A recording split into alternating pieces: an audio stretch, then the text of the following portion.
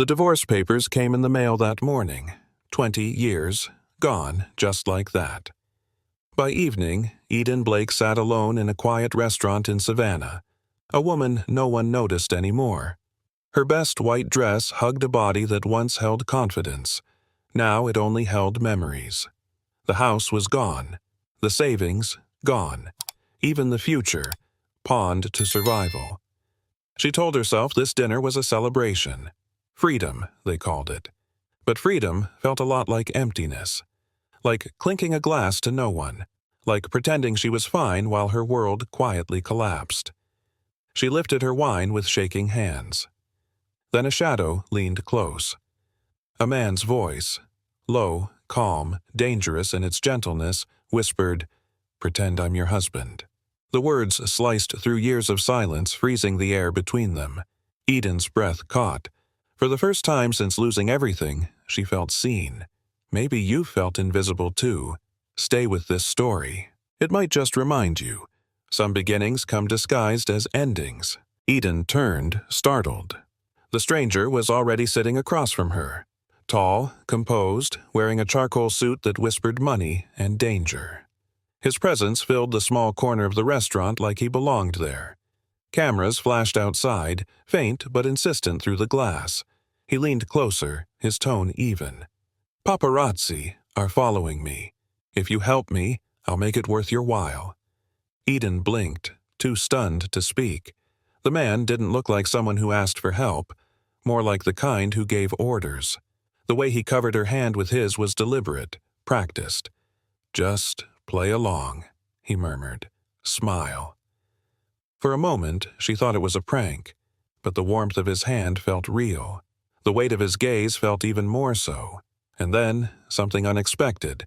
A flicker of recognition. The name forming on her tongue before she dared to say it. Roman Holt. Billionaire. CEO. The kind of man whose life headlines were printed on glossy covers. Eden sat frozen, realizing that for the first time in years, someone had chosen her. Even if it was only pretend. The waiter appeared, nervous smile trembling. "Good evening, Mr. Holt. Mrs. Holt." The words hit Eden like a lightning strike. Mrs. Holt. Her heart skipped. She tried to correct him, but Roman's hand tightened gently on hers. "Smile," he whispered. "Someone's taking pictures." She forced a laugh, trying to steady her breath. The waiter poured wine. Cameras clicked faintly beyond the frosted glass. To anyone watching, they looked like a couple in love. Roman's voice was calm, almost teasing. "You play the part well." "I'm a teacher," she said softly. "Acting is part of the job." He smiled, but it didn't reach his eyes. There was something behind that charm. Something guarded, maybe broken. She saw it, even when he tried to hide it. For the first time since her divorce, Eden felt the strange pulse of connection. Fragile, forbidden, and terrifyingly real. As Roman spoke to the waiter, Eden's mind drifted. Her reflection in the wine glass blurred into another time, another life. She once worked as a counselor, guiding others through heartbreaks she never thought she'd face herself. Then came the betrayal. 20 years of marriage undone in one confession. The house gone. The savings drained. Friends vanished. The woman who helped everyone else could not save herself. Her therapist's voice echoed in memory. "You can rebuild, Eden. But rebuild what?" "Is everything all right?" Roman asked gently. She nodded, blinking away the blur. The waiter returned with dessert and a practiced smile. "Happy anniversary, Mrs. Holt." Eden almost laughed, almost cried. She raised her glass instead, pretending to toast to a life that wasn't hers. The candlelight flickered against her damp lashes, and for a second, she wished the lie was real. When the plates were cleared, Roman leaned in, his tone shifting. "I owe you the truth." He spoke low, every word deliberate. "Tomorrow, the board votes to remove me as CEO. They think I'm unstable, too reckless." Eden frowned. "Why tell me this?" "Because stability can be staged," he said. "They need to see a family man, a husband." She froze. The implication hung heavy. "You want me to pretend?" "Just 24 hours," Roman interrupted. "In return, I'll fund your school, the one you told your students about, The dream you gave up. Her pulse stuttered.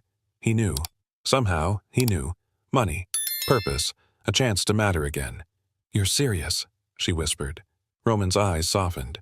Completely. And for the first time since she lost everything, Eden felt the dangerous pull of hope, dressed in the shape of a stranger's impossible offer. Eden stared at him, disbelief softening into anger. "You're buying my kindness?" she asked quietly. Roman didn't flinch. "No, I'm buying time to save 12,000 jobs." The calm in his tone disarmed her. It wasn't arrogance. It was desperation hidden behind control. He slid a business card across the table. "Think about it. You walk away now, no judgment. But if you say yes, I keep my company and you build your dream school." Eden looked down at the bill resting beside her empty plate. Her rent was overdue. Her savings were gone. And yet, the dream, those children she once promised to help, still lived somewhere inside her. She picked up the card, tracing the embossed letters with trembling fingers. 24 hours, she murmured. "That's all?" Roman nodded. "That's all I need." She met his eyes one last time, searching for deceit, finding only sincerity buried under exhaustion. Maybe it wasn't just about money. Maybe it was about survival, his and hers. Eden exhaled slowly. "All right, Mr. Holt, you have your wife." The car door shut with a soft click, sealing Eden inside a world she didn't belong to. Leather seats, soft jazz. The skyline of Savannah glittering outside like a galaxy built from other people's wealth. Roman sat beside her, scrolling through his phone. His silence was precise, the kind of quiet that came from power. Eden stared out the window, her reflection flickering against the city lights.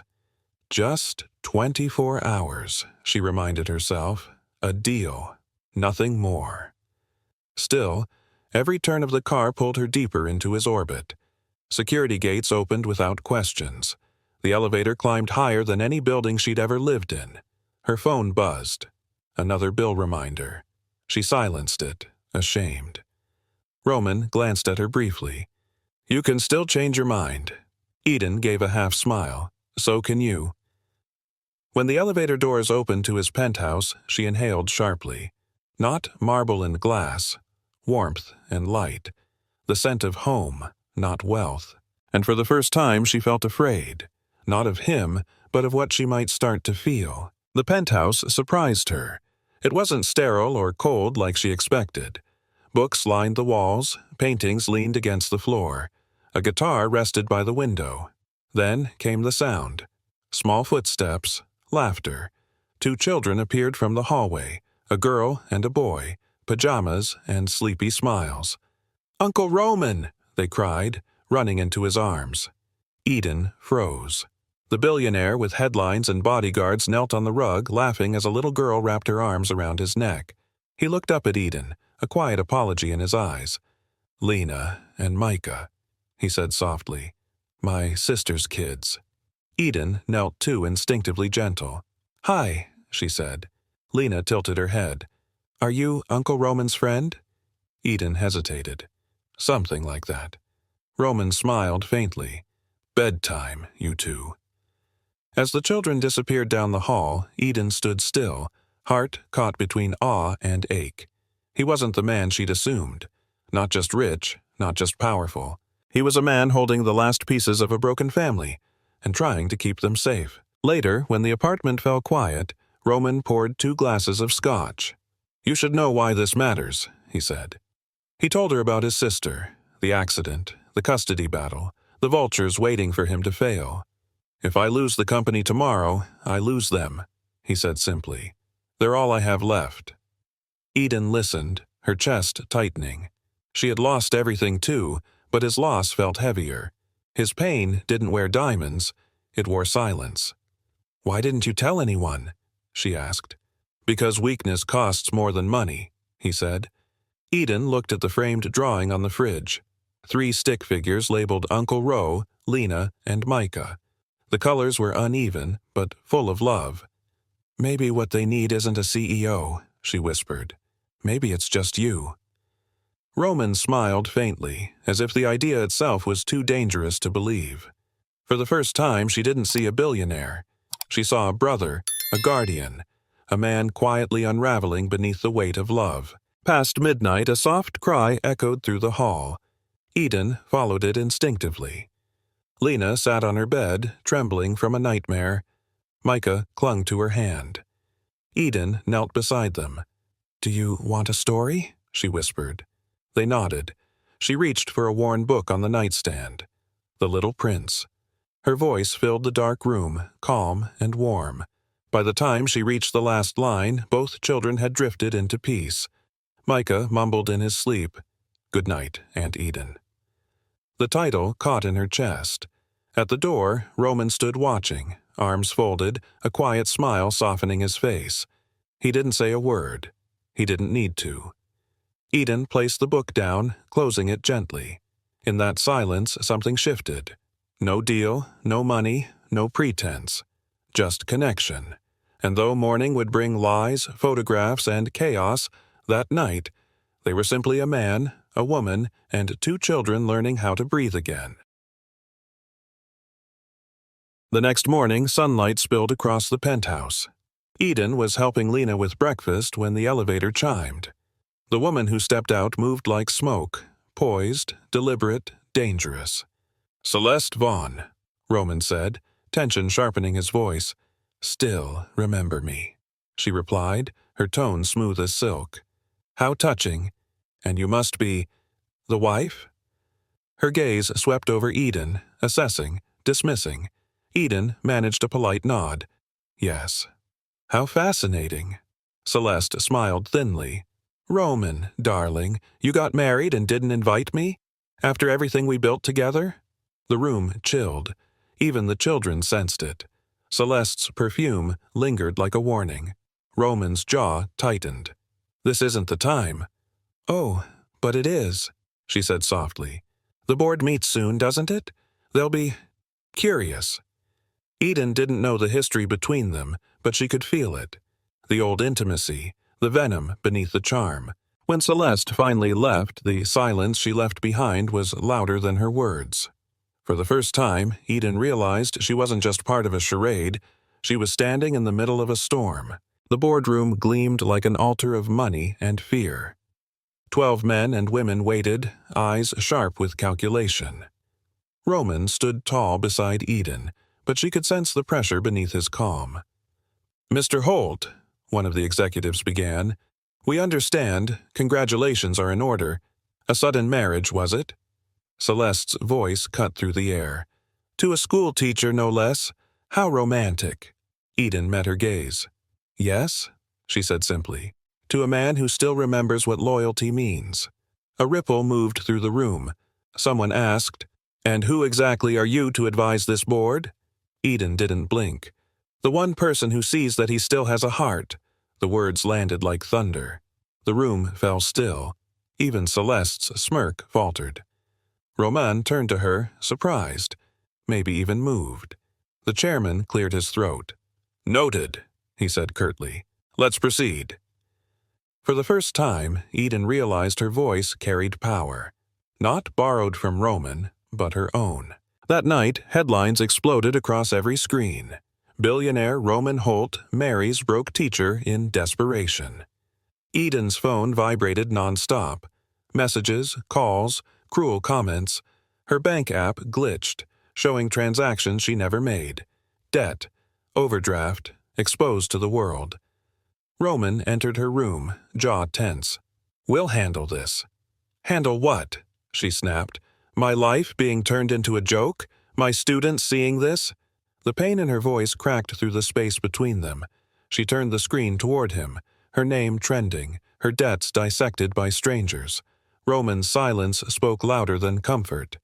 Eden stared at him, the truth dawning. "She did this. Celeste." Roman's eyes darkened. "She always plays the long game." Eden sank onto the bed, shaking. "She's not after you, Roman. She's after everything you stand for." He sat beside her, quiet. "And now she knows exactly how to hurt me." In that moment, betrayal became personal. Not just his, but hers too. The air between them had turned sharp. Eden stood by the window, arms crossed. "You investigated me, didn't you?" Roman didn't answer. That was answer enough. Her voice trembled, but her anger burned steady. "You knew about my debts, my past. You used them. I needed to know you were safe," he said quietly, "that you wouldn't be hurt because of me." "You don't get to decide what hurts me," she whispered. He looked at her then, really looked, and all the armor fell from his eyes. "You're right." The silence after was raw, full of words neither dared to say. Eden turned away, tears stinging. "You think control saves you, Roman, but it only isolates you." He wanted to reach for her, but he didn't. The distance between them was wider than the city outside. Somewhere in the building a phone buzzed. A new headline, another wound. But this one cut deeper because it came from inside. By morning, Roman's world began to crack. The board demanded explanations. Celeste's influence spread like smoke through every corridor. Eden overheard enough to understand. Celeste wasn't just an ex-lover. She was his former partner, once brilliant, now ruthless. Roman finally confessed. "She wanted me to sell defense tech to the Draytons. It would have doubled profits, and armed a private militia. I refused. She called it weakness." Eden felt the chill of that choice. "So, she decided to ruin you." Romand nodded. "And she's succeeding." Through the glass walls, Celeste watched them, smiling faintly. A queen reclaiming her throne. Eden stood beside Roman, her hand brushing his. "She underestimates one thing." "What's that?" "You still have something she'll never understand. People willing to stand with you." For the first time in days, Roman's lips curved into something real, and for Eden, the line between pretending and feeling blurred completely. At 6 a.m, the doorbell shattered the fragile peace. 2 officials stood in the doorway. Crisp suits, cold smiles. Behind them, a woman held a clipboard. "We're here on behalf of the Drayton Family Trust and Child Services. We have an emergency custody order for Lena and Micah Holt." Roman froze. Eden stepped forward before he could speak. "There's been a mistake," she said firmly. The woman's eyes narrowed. "And you are?" Eden's voice didn't waver. "Aunt Eden Holt." The lie came out steady, natural, born from instinct stronger than fear. Micah clung to her leg, crying. Lena stood silent, her small body shaking. Roman tried to reason, but the officials pressed harder, citing laws and signatures. Eden didn't move. "You're not taking them," she said, standing taller. Her voice carried the quiet power of someone who had lost too much already. The officials exchanged glances. "We'll verify this claim." Eden didn't blink. "Do that, but until then, they stay."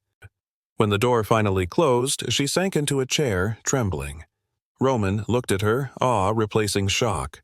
"You didn't even hesitate." She smiled weakly. "You don't think when someone tries to take your kids." The agents returned hours later, papers in hand, ready to remove the children. Eden stepped between them and the kids, her tone calm but unyielding. "Show me the judge's signature." The woman hesitated. "It's confidential." "Then it's invalid," Eden said sharply. "I've worked with CPS. You need proof of endangerment." Roman stared. He had never seen her like this. Composed, fierce, unstoppable. "You have no authority without proper notice," she continued. "Now get out before I call your supervisor." Something in her certainty made them falter. After a tense pause, they left, promising to return with clearance. The silence that followed was suffocating. Lena burst into tears, and Eden pulled her close. "You're safe," she whispered. "I promise." Roman stood by the window, his throat tight.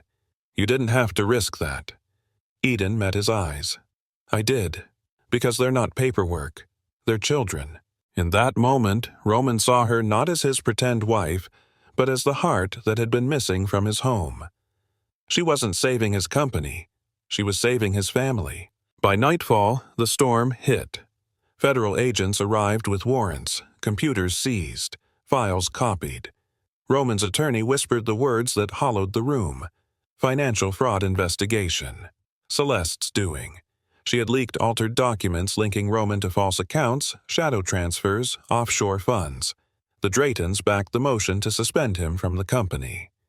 Eden watched him crumble. The man who never broke now struggling to breathe. Later, when she was alone, she pieced together the fragments. Celeste, Drayton, the fake audits, the custody interference. It all led back to one thing: control. And then, a darker truth surfaced from the whispers of Roman's old staff. Celeste had been with Roman's sister Iris on the day she died. A car malfunction, they called it. But the timing, the arguments, the silence afterward. Eden's blood ran cold. Celeste wasn't just destroying him. She'd started years ago, with the woman he loved most. Now she was finishing the job. The next morning the house was too quiet, too still. Roman called for the kids. No answer. Doors open. Blankets tossed. Panic sharpened his voice. Then his phone buzzed. A message. "If you want them alive, sign over your shares." "See." The words blurred as he read them. His knees nearly buckled. "She has them," he whispered. Eden grabbed his arm. "We'll find them." "She's everywhere," he said, voice cracking. "She knows every step before we take it." Eden forced him to meet her eyes. "Then we stop playing by her rules." The phone chimed again. A photo. Lena and Micah, blindfolded, frightened, in a place Eden didn't recognize. Roman sank to the floor, face buried in his hands. "It's my fault. I brought this on them." Eden knelt beside him. "No, she did, but she made one mistake." Roman looked up, lost. "What mistake?" "She forgot who she's dealing with," Eden said quietly. "You're not alone anymore." And for the first time he believed her. The FBI swarmed the penthouse within an hour. Agents mapped connections, traced calls, analyzed every message. Eden stood near the monitors, her mind racing. She knew panic solved nothing. Empathy did. She knelt beside Lena's empty bed, remembering their last conversation. "Aunt Eden, Celeste said she had a lake house once," Lena had whispered days ago. "Somewhere quiet, with big windows." Eden's pulse quickened. "Lake," she murmured. Roman leaned in. "What is it?" She mentioned it to the kids. The lake house. An agent pulled up records. Dozens of properties under Celeste's name, but one stood out. An estate near Lake Halcyon, listed under an alias. "That's it," Eden said. Roman grabbed his jacket. "We go now." "No," the FBI lead warned. "She'll expect that." Eden looked at Roman, eyes fierce. "She expects him, not me." The air shifted. The teacher was gone. In her place stood a woman ready to walk into the fire. Because for Eden Holt, protecting those children wasn't a role anymore. It was her purpose. Rain blurred the windshield as the car cut through the forest road. Headlights carved narrow paths of light between the trees. Eden's phone buzzed, an unknown number flashing across the screen. She answered. Celeste's voice was smooth, venom wrapped in silk. "You want to save the children? Come alone. No agents, no Roman. One wrong move and they stop breathing." Eden's knuckles whitened around the phone. "If I come, you let them go." A soft laugh. "We'll see." The line went dead. Roman's grip tightened on the steering wheel. "You're not going." "She'll kill them if I don't," Eden said. "I can't lose you too," he whispered, pulling the car over. The rain hit harder, like the sky itself was breaking. She touched his face, calm despite the storm. "This isn't about losing. It's about saving what's left." He shook his head, but her resolve was iron. Outside, thunder cracked through the night. Eden looked ahead into the dark road and whispered, "I'm ending this." Roman's voice was low, raw. "Then I'm ending it with you." But even as he said it, they both knew. She was going alone. They stopped near this ridge, hidden by trees. The lake shimmered faintly under the rain. Eden checked the tracker clipped to her sleeve. One silent signal to the FBI. Roman reached for her hand. "Don't do this." She met his eyes. "If you love me, let me go." "Eden." She silenced him with a kiss. Not fake, not rehearsed, but desperate and real. A promise and a goodbye pressed into one breath. Tears mixed with the rain between them. "You taught me something," she whispered. "Love isn't about safety. It's about sacrifice. Roman's voice broke. Come back to me. Eden smiled faintly. Make sure there's a home to come back to. She stepped away, her white coat vanishing into the storm, leaving him standing in the rain. A man who'd built empires, now powerless against love. The last thing he saw was her silhouette, small but unyielding, walking straight toward danger. And, for the first time, he prayed not for victory, but for mercy. The house sat on the water's edge like a ghost. Dark windows, one light flickering inside. Eden pushed open the creaking door. Celeste was waiting. A glass of wine in one hand, a gun in the other. Eden Holt, she said, smiling, the inconvenient heart in my perfect plan. Eden's breath came steady. Where are the children? Celeste gestured toward a tablet on the table. A video feed showed Lena and Micah tied in a basement below, terrified but alive. Eden's throat tightened. You don't have to do this. Oh, but I do, Celeste replied calmly. Roman ruined everything. My company, my reputation, my control, and now you've infected him with hope. Eden took a slow step forward. Then kill me. Let them go. Celeste tilted her head. You'd really die for them? Yes. Celeste's smile faltered, just for a moment. Then it returned, colder than ever. How noble. How predictable. Eden's phone vibrated silently. The signal sent, but Celeste didn't notice. Outside, thunder rolled. Inside, death waited. They circled each other like reflections. Light and shadow, resolve and madness. Celeste's eyes gleamed. He'll die for you, you know. That's the kind of man he is. Eden's voice was quiet but steady. No, Celeste. He lives because of me. The words struck like glass. Celeste's smile fractured. You think you're his redemption?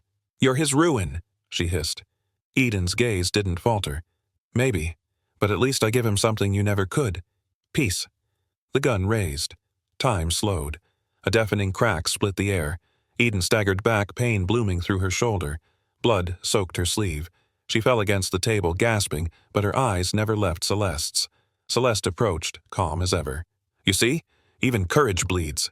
Eden forced herself upright, gripping the edge of the table. So does guilt. For the first time, Celeste hesitated, because Eden wasn't afraid. Eden pressed her hand against the wound, forcing her body to obey. You've already lost, Celeste, she whispered. Celeste laughed. Lost? I control everything. Roman's empire, his children, his legacy. I even controlled his sister's death. The confession hung in the air, heavy as thunder. Eden's eyes widened. You killed Iris. She was weak, Celeste said. She wanted to expose me, so I made sure her car never stopped. Eden glanced at her sleeve. The tiny red light blinking faintly. The FBI was listening. Thank you, she whispered. For what? Celeste sneered. For confessing. Celeste froze. Then realization hit. You recorded. Before she could finish, distant sirens echoed through the forest. Celeste's fury ignited. You stupid woman! She aimed the gun again. Eden grabbed a candle holder and swung, knocking the weapon aside. It clattered across the floor. Outside, tires screeched. Flashlights cut through the rain. Celeste screamed, firing blindly. Glass shattered. But Eden held her ground, bleeding, shaking, and stronger than she had ever been. The front doors burst open. Rain and flashlights flooded the room. Roman charged inside with Miles behind him, shouting Eden's name. Celeste spun toward the noise, her gun raised. Eden screamed, "The children! Downstairs!" Roman dashed past her, tearing open the basement door. Two terrified faces looked up at him through tears. "It's okay," he whispered, pulling them close. A shot exploded. Wood splintered. Celeste aimed again. Miles fired first. One clean strike. Celeste fell backward, eyes wide, her smile fading into disbelief. But the echo didn't stop. Another gunshot. Roman stumbled, a line of red spreading across his shoulder. Eden dropped beside him, pressing her hands over the wound. "Stay with me," she whispered, her voice breaking. Outside, sirens screamed closer. Miles shouted for medics. Eden's white coat turned scarlet. Roman looked at her through the blur of rain and pain. "You came back," he murmured. "I told you," she said. "We end this together." He smiled faintly before the darkness took him. In that storm of blood and thunder, everything they'd pretended became real. The chaos settled into silence. Celeste was dragged outside, wrists bound, laughter sharp as broken glass. "You think this changes anything?" she hissed. "You'll lose it all." Eden ignored her. She knelt beside Roman, rain soaking both of them. His face was pale, breath uneven. "Say it," she whispered. "Say you love me." His eyes fluttered open, soft and tired. "I've loved you since the night you read to the kids." Tears mixed with the rain on her cheeks. She pressed her forehead to his. "Then don't you dare leave me now." He tried to smile. "Wouldn't dream of it." The medics arrived, voices blurring into static. As they lifted him onto the stretcher, Eden followed, her hand never letting go. Behind them, the lake reflected flashing red and blue. A storm ending, a life beginning. Celeste's laughter faded into the distance. Eden looked down at Roman's still hand and whispered, "We're going home." 1 week later, the hospital room smelled of antiseptic and lilies. Machines hummed quietly. Eden sat by Roman's bed, exhaustion written in every breath. Her fingers traced the edge of his bandaged hand. Lena's small voice broke the silence. "Aunt Eden, he's waking up." Roman's eyes opened slowly. Light met warmth. The first thing he saw was her. Micah jumped onto the bed, hugging his uncle. "You scared us." Roman smiled weakly. "Guess I needed a nap." Eden laughed through her tears. "You don't get to scare us again." He reached for her hand. "Then you'll have to stay and keep me in line." She nodded, heart full. "Gladly." Lena climbed into her lap. "Are we a family now?" Eden looked at Roman. He nodded once. "Yes, from now on."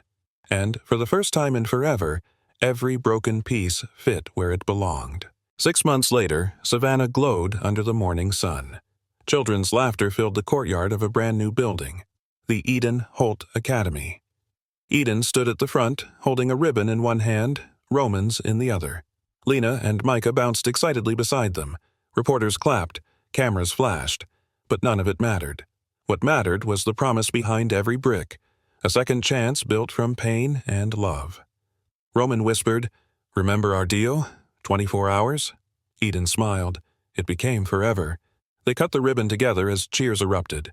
Lena shouted, "It's real, Aunt Eden! Our school!" Eden knelt beside her. "Yes, sweetheart. Dreams can survive anything." Roman slipped an arm around her shoulders. "Especially when you stop pretending." And for once, the word pretend meant everything true. She thought she was pretending for 24 hours. But pretending became believing. And believing became love. Love didn't erase the past. It gave it meaning. It turned 2 broken lives into one quiet truth, that even after loss, people can still choose to begin again. Eden learned that healing isn't a moment. It's a decision. Roman learned that power means nothing without someone to share it with. Together, they found something stronger than fear, a reason to stay. If this story reached a place inside you, let it remind you that it's never too late to start over. Share it with someone who needs to remember they are still seen. And if you believe in love that rebuilds, in hope that returns when everything else is gone, follow the next story. Because sometimes endings are only the start of something real.